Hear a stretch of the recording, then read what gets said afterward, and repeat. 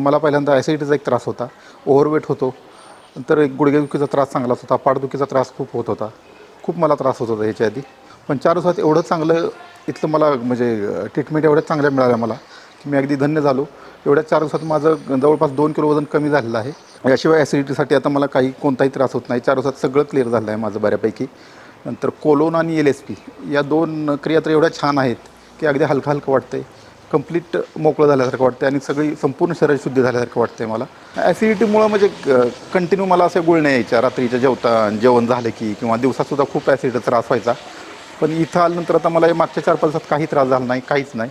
Dongre sir तर एवढे उत्साही वाटतात, त्यांच्या पुढं असं उभं राहिलं की इतका उत्साह आणि एवढं पॉझिटिव्ह माणूस आहेत ते. खूप चांगली ट्रीटमेंट देतात ते सुद्धा. वातावरण म्हणा, संध्याकाळचं फिरणं, सकाळचं फिरणं, सकाळची योगा, संपूर्ण दिवस कसा जातो तेच कळत नाही आणि एवढं छान वाटतं इथं, खूपच छान आहे.